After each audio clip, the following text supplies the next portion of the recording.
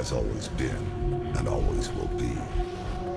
For millennia, the forces of good and evil have been locked in eternal battle over the control of Earthrealm. Some seek to use the tournament to destroy all that is good. Others seek vengeance, power, or eternal life. Time after time, each individual threat has been vanquished, and Earthrealm has enjoyed relative peace for many years. But there is concern that Earth is once again in peril. And this time, the threat of evil has two faces. It is now known that the sorcerer Quan Chi has escaped from the Netherrealm. Since his escape, Quan Chi has unlocked the secret of the ancient runestone, discovered the ancient undefeatable army of the long-forgotten Dragon King, and most disturbing of all, formed an alliance with one of our deadliest enemies, Shang Tsung. With their combined strength, they plotted to overpower the only two beings who could prevent their total domination of the two realms.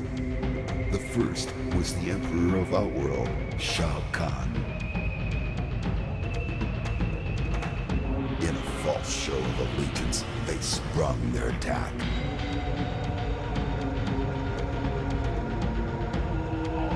They then traveled to Earthrealm by way of a mystical portal known only to sorcerers and deities. There, they confronted Earth's mightiest warrior and champion of Mortal Kombat, Liu Kang. It has been Shang Tsung's desire to consume the soul of Earthrealm's greatest warrior.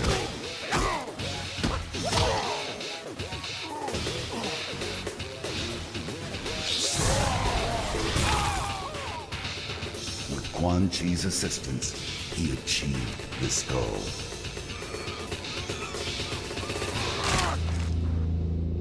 Liu Kang is dead.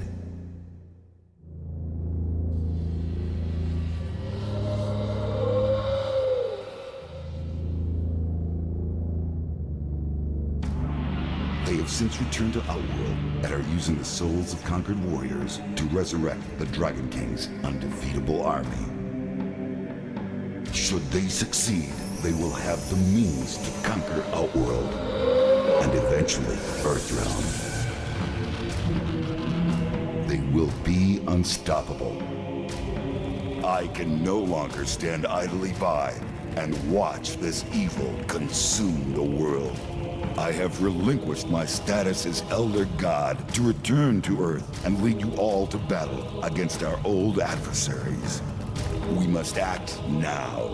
We must stop this deadly alliance.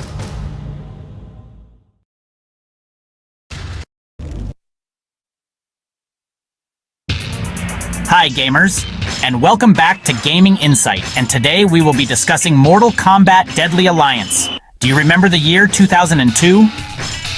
It was a time when game nights felt different. Friends gathered around a chunky television set. The sound of button mashing filled the room. The PlayStation 2 and Xbox were still fresh, and on that scene, a legendary name returned with a vengeance. That name was Mortal Kombat Deadly Alliance. For fans of the series, this felt like a massive moment. The franchise had been quiet for a little while after a few strange turns.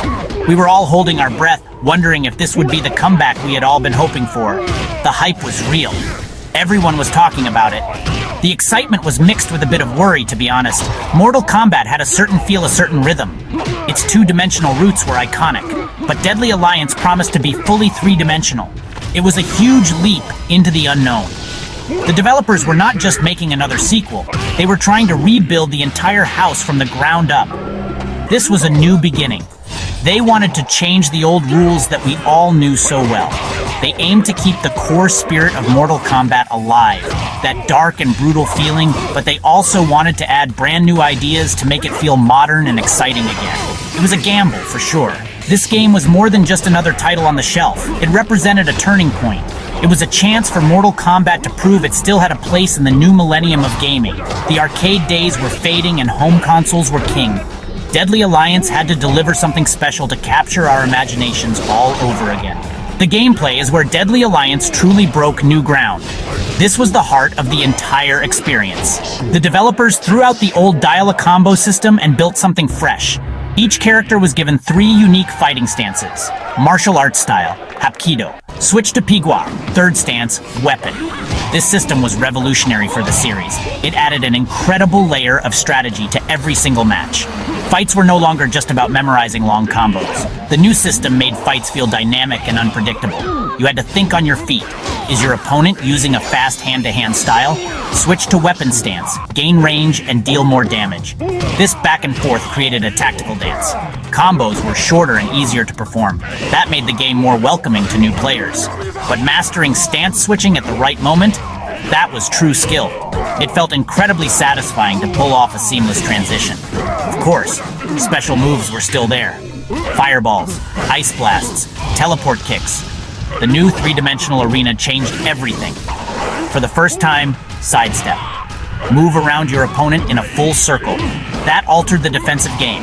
You couldn't just sit back and block projectiles. Positioning mattered constantly. Mobility made fights faster and more fluid. It was a big, necessary change to make the game truly 3-dimensional, not just a 2D fighter with 3D graphics. A fighting game is only as good as its roster of characters, and Deadly Alliance delivered a fascinating mix. It brought back many of the icons we all knew and loved. Scorpion, Sub-Zero, Raiden, Sonya Blade, but they looked and felt different. Their new designs reflected the darker, more mature tone of the game. Sub-Zero, for example, looked older and more weathered, a true grandmaster of his clan. Seeing these classic fighters reimagined in full 3-dimensional was a thrill. But the game wasn't just about nostalgia. It introduced a whole wave of new blood to the Mortal Kombat universe. Kenshi, Draftman, Li Mei. Visually, Mortal Kombat Deadly Alliance was a massive step up.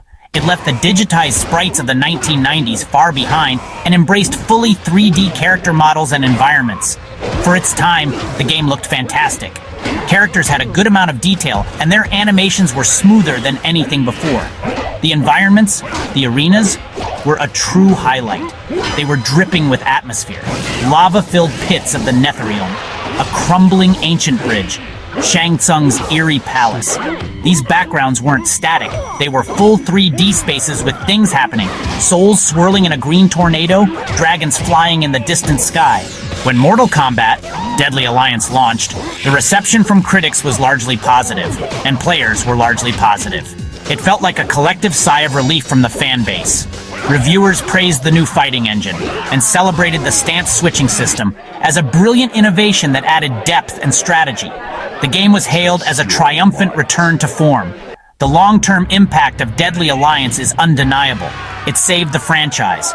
It laid the foundation for the entire 3D era of MK, including Deception and Armageddon. The introduction of multiple fighting stances, the move to 3D arenas, and the focus on a darker, more serious narrative became staples for years to come. Characters introduced in this game, like Kenshi, became beloved mainstays. So, was 2002 the peak of Mortal Kombat? That's a tough question. For its time, Deadly Alliance was an incredible achievement and a vital rebirth. It was a peak moment of reinvention. Today, games like Mortal Kombat 11 and Mortal Kombat 1 offer more polished gameplay, bigger rosters, and cinematic stories, but Deadly Alliance has a special kind of magic. It has the raw energy of a fresh start. If you're a fan and want to understand the series' history, or if you love old-school fighting games with a ton of heart, playing Deadly Alliance is a must. It's fantastic, brutal, and unforgettable. And that's all we have for Mortal Kombat Deadly Alliance. If you enjoyed this video, then please leave a like and comment. Don't forget to subscribe and push that notifications bell for more of our latest videos. Until next time, keep gaming.